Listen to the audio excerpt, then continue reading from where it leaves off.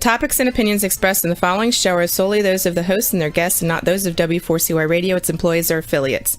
We make no recommendations or endorsements for radio show programs, services, or products mentioned on air or on our web. No liability, explicit or implied, shall be extended to W4CY Radio or its employees or affiliates. Any questions or comments should be directed to those show hosts. Thank you for choosing W4CY Radio.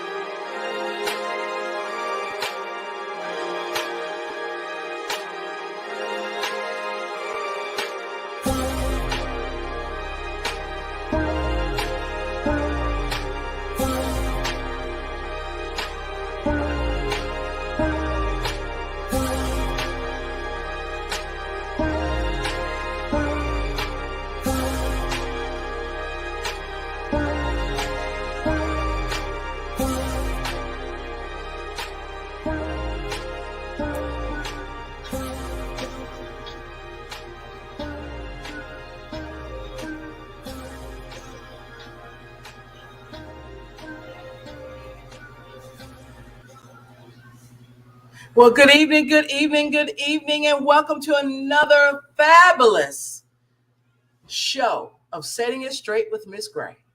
And I must introduce the young ladies that has accompanied me on this journey and will be with us and be together for like forever. We are Black Girl Magic in the Holy Ghost, happening all the day long. And without further ado, I have Miss Tommy, who's my right left hand. She's around the corner from me here in the O. Hey, hey, Tommy. And then I have Miss Trey all the way from Hampton, Virginia. But we originally came out of Palm Beach County. So we, she's part of Florida now. She is part of Florida. Amen and amen. Well, I'm not sure if Stephanie will be joining us, but if not, that's not a problem because I know she's got things to do and places to be, and it is all good. Well, welcome to the first Monday in May. Can you believe it? This is May, and we're already experiencing rainstorms and tornadoes and fierce weather craziness, and we've got a pending war. We've got prices are going up on housing. People are just leaving housing now. They can't even stay anywhere. They're living in their cars now. You can't even get a car anymore because now most of the dealerships are going to be selling used cars. Dealership fees, I just found out over the weekend, as of today, dealership fees have doubled. So you have to make sure you're hearing from the voice of the Lord, because he is still in the blessing business. The God we serve, Jesus and the Holy Spirit, so you won't get this confused or twisted, they're in the blessing business. Trust me when I say they are in the blessing business. So tonight, we got to continue talking about trauma, and we're going to go into some more stories and some more testimonies as people would like to share. We also want to recognize it is Mental Health Awareness Month. It is Older Americans Month. It is Mother's Day Month. It is the Asian and Pacific Island Month, Awareness Month. I can barely get that all out. But anyway, and throughout the month, we're going to be celebrating bringing to your awareness what people are doing, what we're celebrating, what the awarenesses are, and what they should be. And this is Leisha Gray talking at this point. You need to be praying. Everybody has a prayer point. Everybody, whatever gets your goat, gets you upset, gets you angry, gets you just all twisted up in knots when you hear about it, you need to be praying. You need to be praying. You don't need to have a commentary. We don't need to discuss it and beat it to death in words and our own thoughts. No, you need to be praying. Everybody in the world that says that they are a Christian, that they are of any denomination, let me go ahead and get that out of the way. You should have prayer points. Because why? Prayer changes things. Done. And I'm going to talk about something that occurred this weekend that I had to make that very clear because I couldn't take it anymore. I couldn't take it anymore. But you have to stop leaving God out of things. It's not working. It's not going to work. Do and trust God and watch what he will do because he is in the blessing business. All right. So anybody wants to, I want to get into the trauma piece again. And I think we're going to just have this throughout the month because we're also going to be talking about mental wellness later on in a few weeks and what that is all about. What is mental wellness? And basically, even with trauma and a person experiencing trauma and coming out of trauma, or you're still in trauma, one thing with trauma is while it has been an experience, it is something that happens to you. You can't stay in that too long. You can't get lost in that. You can't keep bringing that up. You've got to be healed at some point, because if you don't, you're not moving forward at all. You're just like the little gerbil or the hamster on the wheel, which I have yet to figure out why the hamster jump on that thing in the first place. And they jump on it every day. They jump on, and they don't only. I don't think the gerbil's brain is big enough to say I need to exercise today. I don't know. Maybe I'm wrong. So if we have any entomologists or zoologists out there, please come on the show. I will have you, and we will feature you on the show so you can explain to us why hamsters and gerbils and mice get on this wheel that they can. And I'm waiting to see how they get off. I never see how they get off, because they have to throw their bodies off to get, anyway. If you keep bringing up the same thing, they can't even find the new electronic components for the new cars. Thank you, Soul Maiden. Amen. I'm serious. I gotta just go to the pet store and just watch a gerbil and the hamster wheel, but if you don't let go of the trauma, if you don't ease your mind and rest your emotions and rest your heart, that thing turns on you. That turns on you. It envelops you. It takes over your being. I've seen this because this is why people come to therapy. This is why people are court ordered to therapy, because of their actions and behaviors. Lots of times. And it's what does it stem from? They didn't wake up one day and say, "Oh, I'm angry at the world and I'm gonna show how angry I am." No. It's been in them all along. Unresolved issues. There's no therapist that will not agree with me. Unresolved issues, unsettled conversations. And we could go a lot of places with it. I'm not going to talk the whole time because I want the ladies to definitely, tune in and stuff. So I want to hear some of your thoughts, ladies. And then I'll talk about some trauma, that I didn't think it was trauma. I didn't know it was trauma because, your parents just raise you and you just keep going and you don't think it's trauma till you go to your classmate's house and say, they don't do that in their house. Interesting. Ladies? Well, too often when children experience parents constantly arguing, you notice your child will start doing this and they don't want to hear no more. Or they get tired of hearing the constant bickering and complaining of one another, blaming each other back and forth. That's trauma. Little do we realize how much it affects our children till when they grow older and become adults. Either they still do this because they don't want to hear all that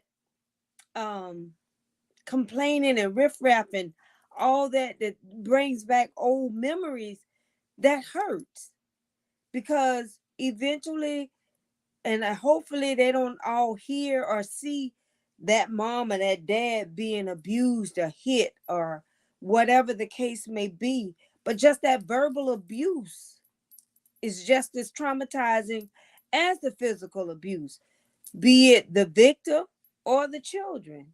And the person that's divvying out that, they have no clue how they're affecting their child, because it becomes that continuous behavior, or that's what the behavior they look for, and it's sad, and it's really sad how children can be affected by this type of trauma. It's easy, but yet it's very bad. I want to piggyback on what Tommy just said. Like I said, sometimes you have to remove yourself from the noise. But if you don't have anywhere to go away from the noise, it could be traumatizing. I know I don't like a whole lot of noise certain times. There's a time to make noise and a time to be quiet. And when I'm ready for quiet, I'm ready for quiet. And so I even prepare myself for quiet, making sure everything is done, being a caregiver, making sure I've taken care of my loved one, that they're good for the night. And then I try to, wind down, whether it be laying down watching TV or turning on the TV to find, we have this it's on Dish, and they have this channel called Gallery, and every month they change the scenes. And so last night I was watching it. It was like a scene, I don't know, Montana, maybe Colorado, and you have to watch it because every so few minutes something will change. Like a bird might fly across, air balloon might fly in the air. The flowers, you might see them swaying. It's like a still picture, but it's beautiful. And then during Thanksgiving, they'll have a scene, Christmas, yada yada, that type of stuff. So I try to find things that are calming, soothing. And at night, I asked my dad, do you want to watch TV or do you want to listen to music? And he wants to listen to music. And so we put on jazz, spa music, something that's kind of relaxing. But I think sometimes you have to remove yourself from the noise, and especially with traumatic stuff. And I just want to piggyback on one thing. Sometimes death is traumatic for people, especially if it's a loved one that has been taking care of everything and has been like a parent. If now I got to figure it out, or a spouse, or that could be traumatic for some folks. So looking at that, how to deal with that, we all know you're gonna live and you're gonna die. Death is is the ultimate end to life. But it's just how people handle it. It could be a traumatic experience.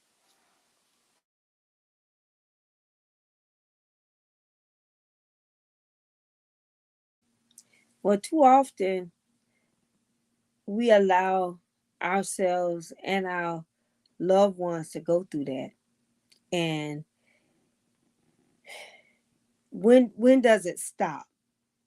How can it stop? What solutions can we give to possibly bring on a calming of your spirit? Because that, to me, it's like a calming of the spirit. And it's like, if you always looking for negative, you're going to always give out negative. And just like, it's so easy. Like sometimes like at work, it's so funny when the work is not as heavy. Oh man, I can't stand not doing nothing. Oh, it's just, but I'll turn around and say, well, hey, just be blessed that we have this moment of calming down. We can catch up on your emails. You can read some of the news, what we have for the company that we're working for. Take that time to catch up. Don't complain about it. Be thankful you have the job. Because it's so easy to complain or downplay something that is so good. But then you become traumatized when the boss come in there. Well, have you done this? Have you done that? Can you look at this? Can you look at that? Okay, but then you mad because you got to do all these different things that he's asking or she's asking, wherein if you just stop complaining and just stop and just relax and allow this quiet time, like you said, it's the quiet time. Your phones are not ringing off the hook. You're not getting constant emails and requests that needs to be this or that or whatever the case may be. Sometimes we have to learn how to be quiet and be still. Not just saying we being still in God, but still long enough to catch up while you got that peace and quiet, and accept that peace and quiet at that time. Because when it's all hustle and bustle, yeah, you work and your day go fast and easy, but at the end of the day, you be worn like, oh my God, I feel like I just ran a mile, the half marathon of the marathon, but I've been sitting right here in this chair, but I'm constantly on the go. I'm constantly on the go. This is happening, that happened. Take a minute to take a breather and just accept the moment for the moment it is, and just be still. That's what I try to do, is to get caught up in reading. And I love reading. And I agree with you. You have to take time. My time is at night, because I'm okay if I read and I overdo my reading in my time that I had set, but at least I've had that time to read, and I sleep so well after I have read, because now my mind is at ease. I've done some reading that I enjoy reading, and I enjoy the and like, especially when I'm in my Bible, I be flipping from old to new, new to old, and you allow God to just minister to you. That is relaxing. That is relaxing. You don't always have to have the noise in your ear. Just the Right. reading, and it's just calming. Or doing puzzle books. I love, like right now, I got this little puzzle book, Find a Word. I love it. It's relaxing. It's relaxed. I keep it right here, and I keep it near me, because when I have idle time and I'm not reading, I do my Find a Word, just to keep my mind at ease and not always racing, because that's so often we do that. Yeah, I'm finding that people do not know how to calm themselves down. They don't know how to rid themselves of the voice, the noise, the noise. And I'm going to say this, and I'll say this until I take my last breath again. Everybody hears voices. Everybody hears voices. You leave, you're rushing to get to work and everything. So you're getting in the car and you're like, okay, did I cut the iron off? All right. And if you drink coffee, prepare coffee, did I cut everything off? Okay, what am I supposed to do today? And you're hoping that this, okay, oh yeah, that's right. I'm supposed to do this, this, and this, and this. So that checker, that balance piece in you is saying, no, you're good, you're good, you're good. You're like, okay. Now, the only thing with hearing voices is that some of us know how to cut them off, while others don't know how. Some people like to run. They like to, not really achieving much, because you look at them like, God, you're just like a road runner. You were just over here. How'd you get over there? And then they stop, and you stop them for a minute, and they're like, what? Okay, I gotta be doing something. I've heard people say, oh, I gotta keep busy. I just gotta keep busy. Well, that's anxiousness. That's anxiety. That's that, and it's non-productive. Some people just don't know how to calm themselves down. They don't know how to still the voice. They don't know how to stop the thinking. Some people cannot go, they've convinced themselves they can't go to sleep. That's why we have all this sleep medication on the market, over the counter, under the counter, because people have convinced themselves they can't go to sleep. Yeah, because you're thinking all the time. It's like, okay, I got to think about what tomorrow. I got to do this. No. So another avenue, and we're still talking about trauma. To de-traumatize yourself, you've got to slow it down a minute.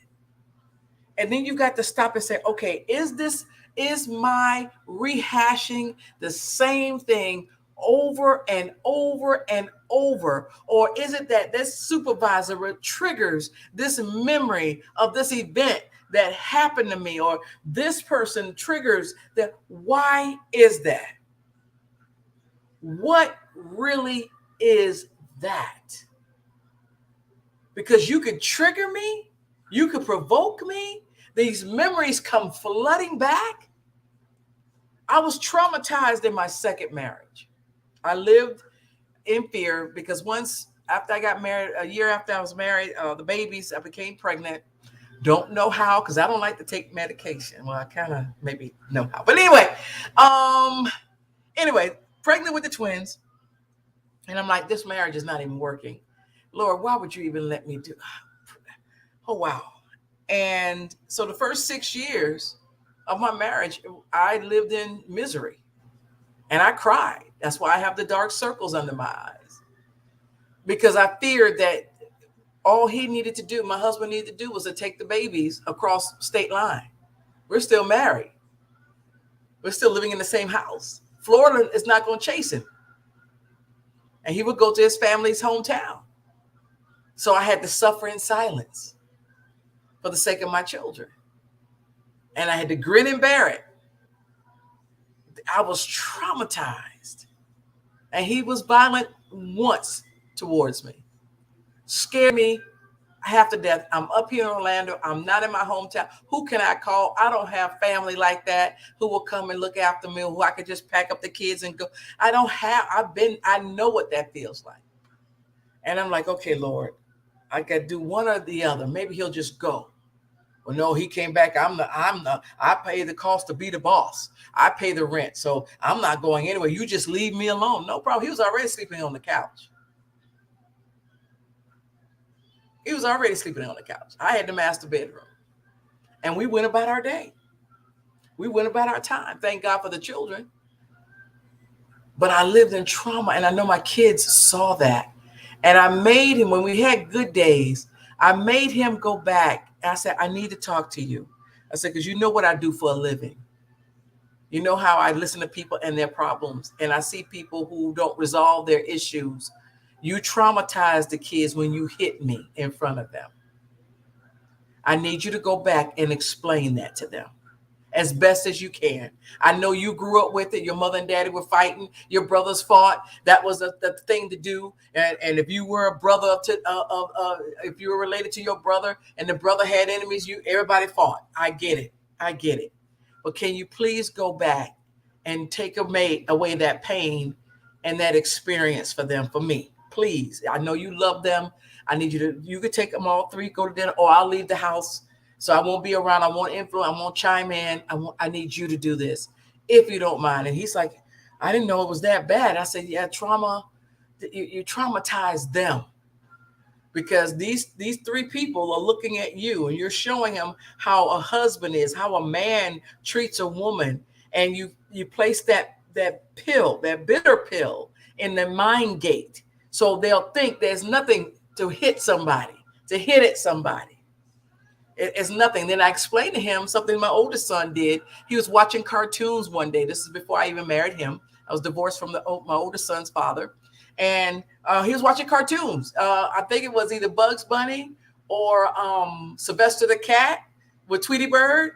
And I didn't think nothing of it. You know, we're killing time. I'm getting dressed. I'm getting ready to take him to daycare, right? My son was not a violent kid. He wasn't an angry kid. He never, no emotion, basically. He was a happy kid. I drop him off at daycare.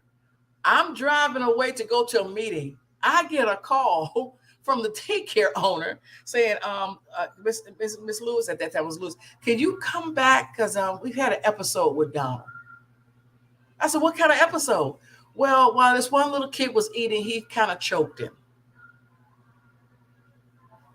And I was like, what? I said, I'm on my way. Is the child okay? Did they lose consciousness? You know, I'm already doing liability stuff, you know. And she goes, no, he's fine. He's fine. He's fine. I said, I know you got are there any marks on his neck? You know, are any marks? But she goes, no, you know, it's okay. So being the mother that I am, and then we may lose viewers after this, but I drove up, parked, went straight to the activity room. Said, Donald, I said, where does your back door lead to? And she said, well, that's the playground area. I said, I need a few minutes. Can you stall some time? Don't come back there yet. And she's looking at me like, yes, ma'am. I said, thank you. Grabbed him by the shirt and walked him out the back, closed the door. I said, I don't understand. I know I let you watch cartoons, and I know what you were watching because that's what Tweety Bird, Sylvester the Cat did to Tweety Bird that morning. Tweety was eating and stuff, and Sylvester the Cat snuck around and grabbed him by the neck, and Tweety Bird's eyes were doing like this. And I said, do you want to see the boy's eyes pop out? See, well, And he said, "But I saw it." I said, "I know you did." And I'm talking like this, guys. And before I knew it, I had him here. I had him here. And I took him to the fence. His feet weren't on the ground. I said, "How does this feel?" I said, "Son, that was a cartoon you were watching this morning. That's make-believe. You don't put your hands on nobody." And he's looking at me and I said, do you understand what mommy's saying? You touch nobody.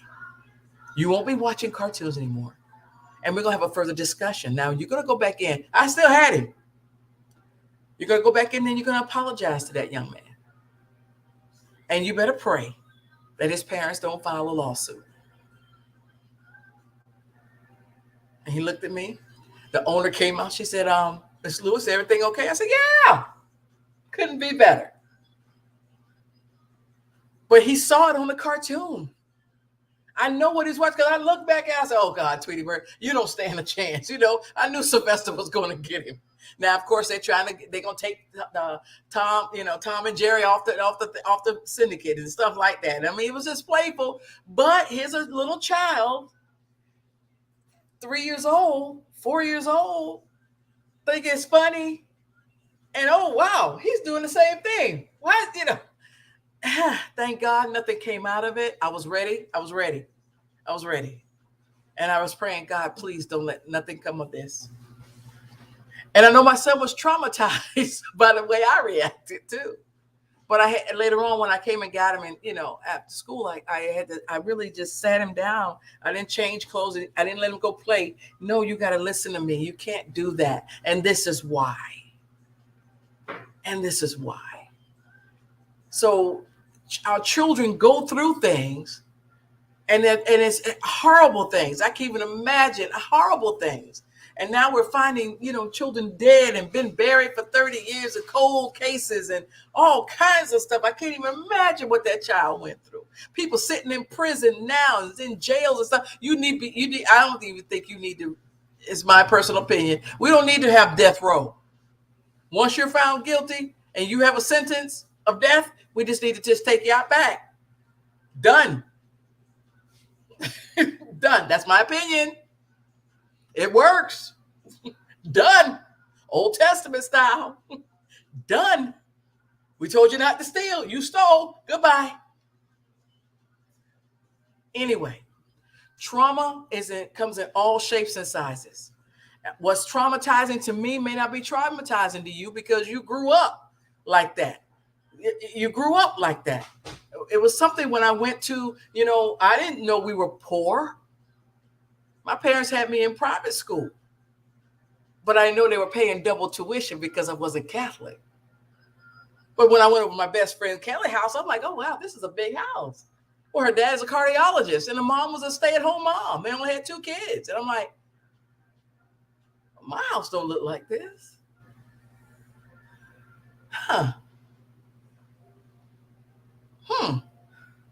So there is a difference. There's a difference. But it didn't traumatize me. I enjoyed it. So I could go over to their house. They had a pool and everything. And I go to my little classmates' houses and we had a good time. What traumatized me was my own family saying, "You talk like you white." No, I'm just speaking proper English, pronouncing the endings of my words. It wasn't until I became an adult that I realized I was in singing, I was in choir, I was in speech, and I was in acting. What did they teach us? Make sure the last person in the last row in the audience can understand you. So how can I make that happen? Watch this. You project and you pronounce the endings of your words. Did my diction just change? Because I can talk like this all the time. Now you I figure out what I'm saying. So I've been traumatized as a child from being adopted. My folks that I was raised with. Because they didn't understand. They didn't understand. Why are you putting her in a private school? Why are you letting her go to school with those people? I thank God for the sacrifice my parents made. Because I wouldn't have been exposed to a part of life that I would only hear about or see on TV. Now, those people don't scare me. They bleed red blood like we all do. So, and death, I want to say this, and then ladies, you come on in, please. Death is a monster. I don't care if you're not close to, I've seen it in all scenarios. I've seen the closest of families. The closest of families. They so tight, they do everything together. They go on vacation. I've seen it all. But when one person dies, there's always going to be one other person that can't handle it. And everything comes spilling out. Just like Medea's family funeral, the funeral one. It's true to life. And some people cannot handle that. Even though you watch, and it's different. Even if you watch a person slowly transition. Even if you know that loved one has an illness and the ultimateness is death. There's no getting around it. You're going to still have your moment. Have your moment. Celebrate them as much as you can. Make sure you take care of unresolved issues. Make sure I let everybody know I love you. And I really mean it. I appreciate you. I let you know that because I really do. Because tomorrow is not promised. Trey and I hadn't talked in years.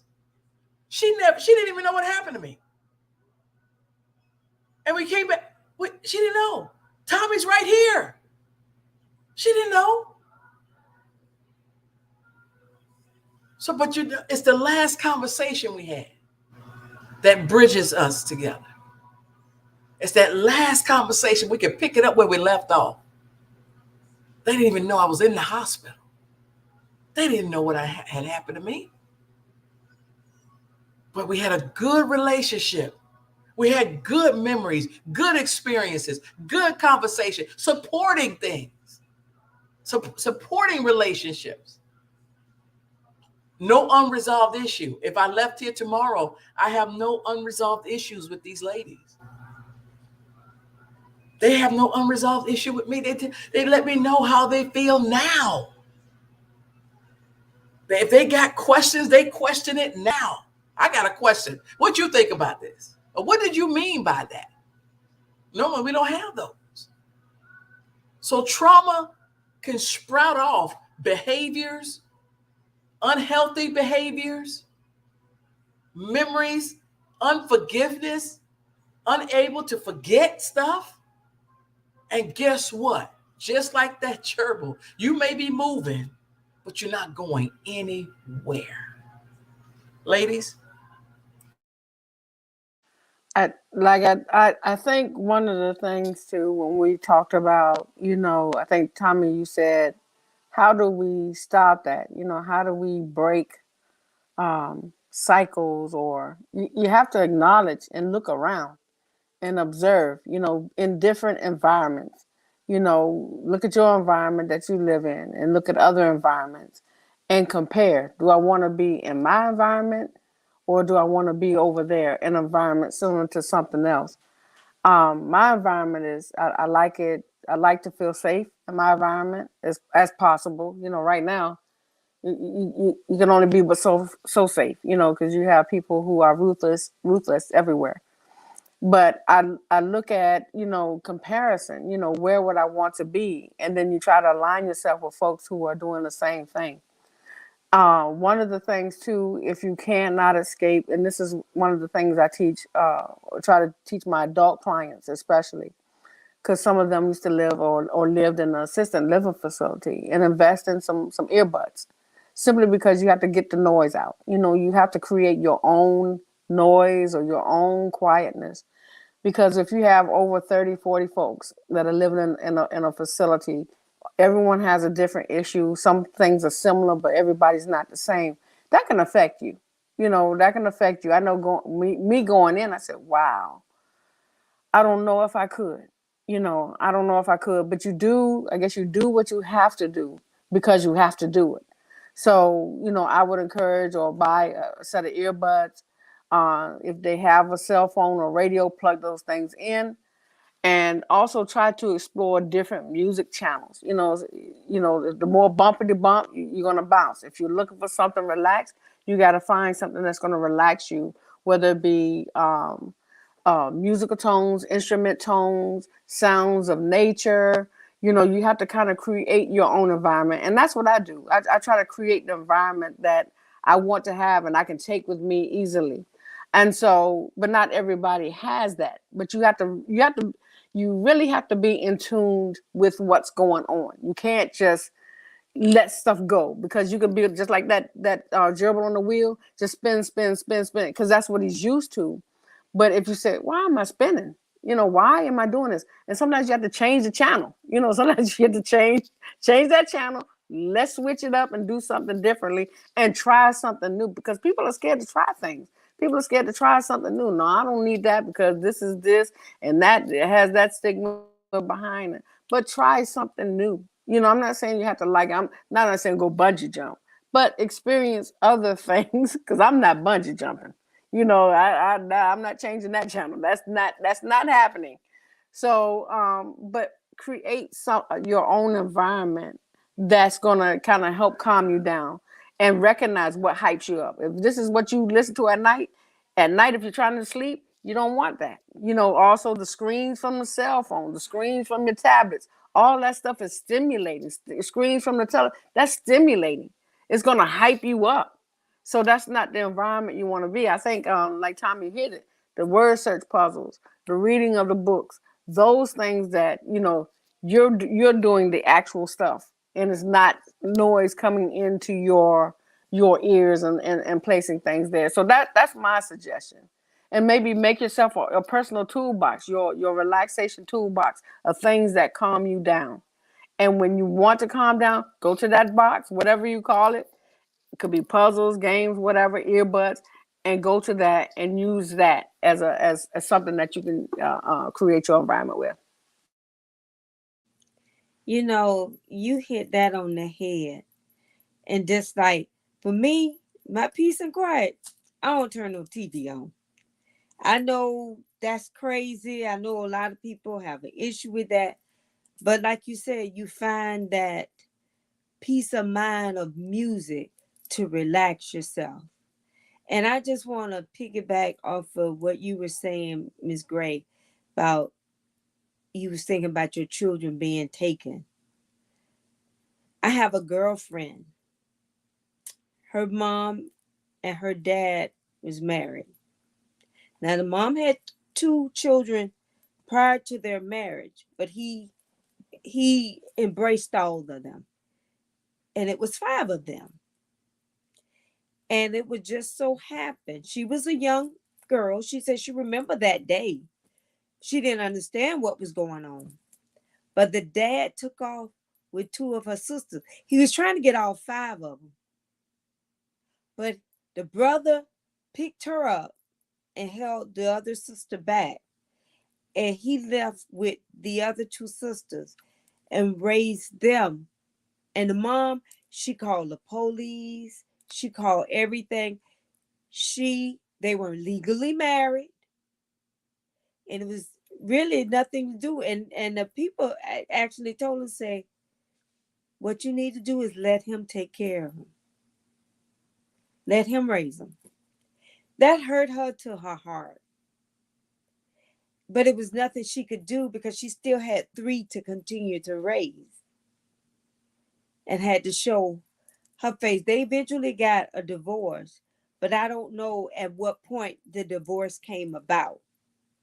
But nevertheless, one of the sisters are deceased, but there's one that's still alive.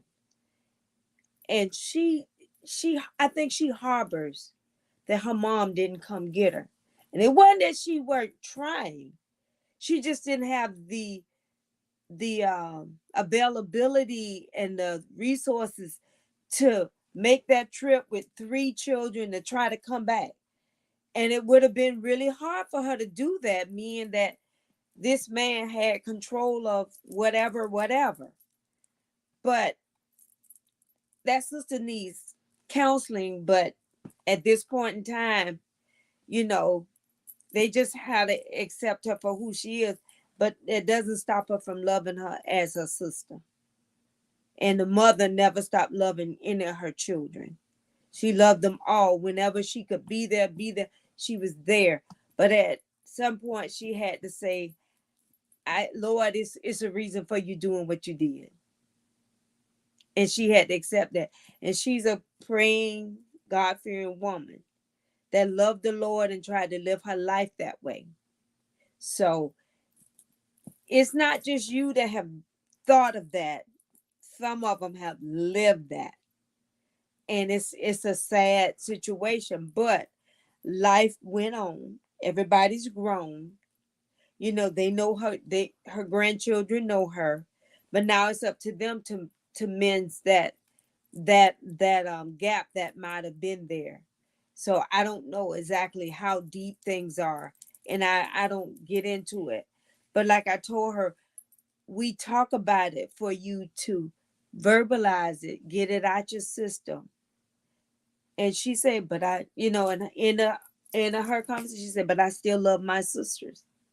I still love them. But back to the healing part, like you said, the counseling, finding that peace of mind. I know, like my daughter, she likes to go sit at the beach. And my one that stays in Virginia, she likes to go, and believe it or not, it's a spot by the airport that the planes come in and out. She sees the planes go in and out. That is calming and peace to her. She say, I might have a little music on, but it's very soft. But I just enjoy, I get away. She said, my mind just get away. And she find her peace of mind. So there are ways that we have to find our way to peace of mind. It's sometimes not easy. It's not always easy. But once you find that quiet space, that quiet place, embrace it. You don't have to tell nobody about it, because sometimes you need to be totally by yourself. And just get your peace of mind and build your relationship. And build your relationship with God. He'll give you that peace of mind. He said what? I have not given you the spirit of fear, but of power, love, and a sound mind. Amen. And a lot of times people, that's where they get you, because they get in your mind. They place things. It's like planting seeds in your mind and make you second guess or doubt yourself. Sometimes you got to shake it off and say, you know what? That is not going to take place today. I'm not hearing it. And I'm quick, and I'm going to get off after this, but I'm quick to holler and say, the devil is a lie. That ain't going to happen. And before I know it, I'll be done said it with the quickness. And, you know, a couple people, they say, well, I kind of got offended. Okay, you can be offended, but I'm not accepting that. And I'll tell you quick, because I've taught, the word has taught me that I am not to accept negativity or things that is against what God is giving me. And that's a peace of mind. So find yourself to have that peace of mind. And I'm a hush.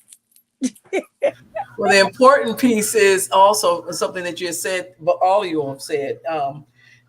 Another piece we haven't even talked about, and that is checking your inner circle. The people who you are around, what are they saying to you?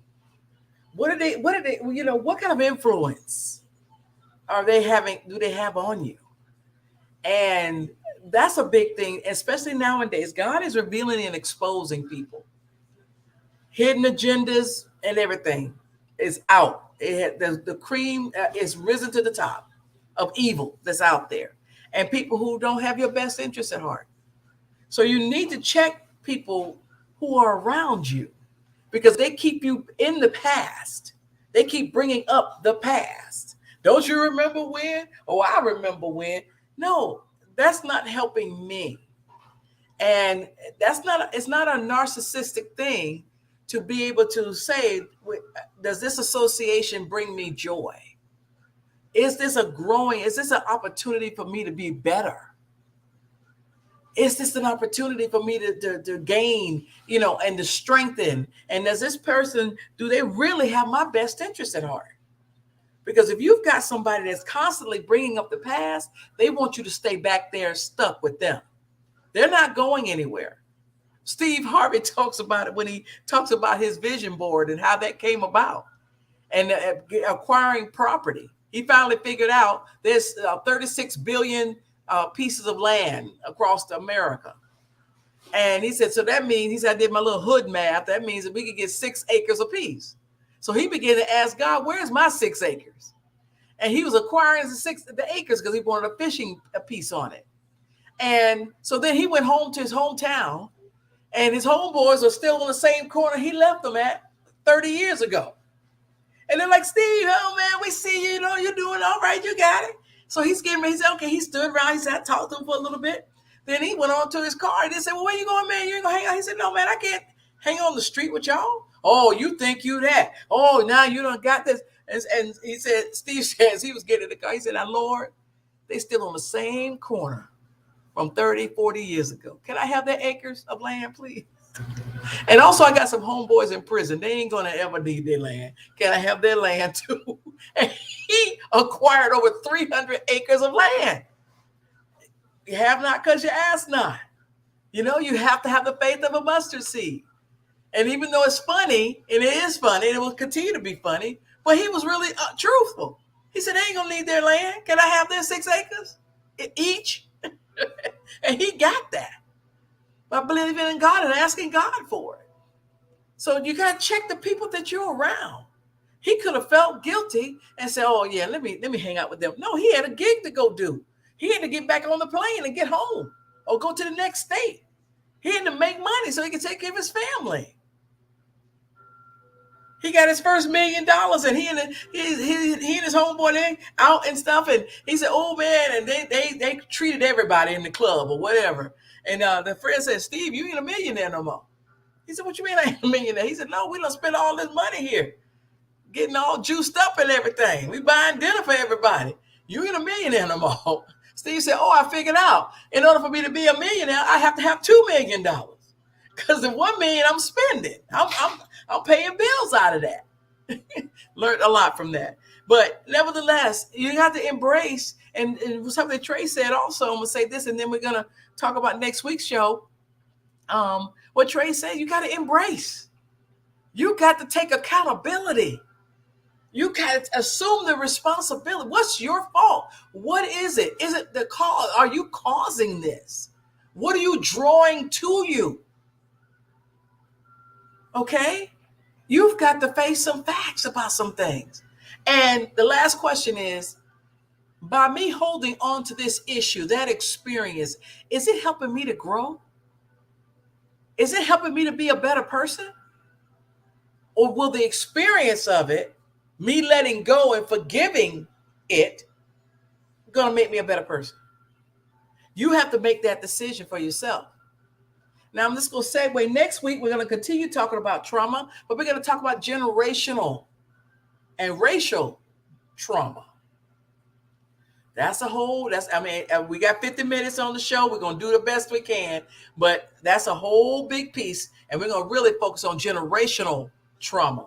That's it. That's our time, and it has gone by very fast. Ladies, you all have a safe week.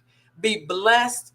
Jason, you be blessed as well. We will see you all next week. Same time, same station. Take care.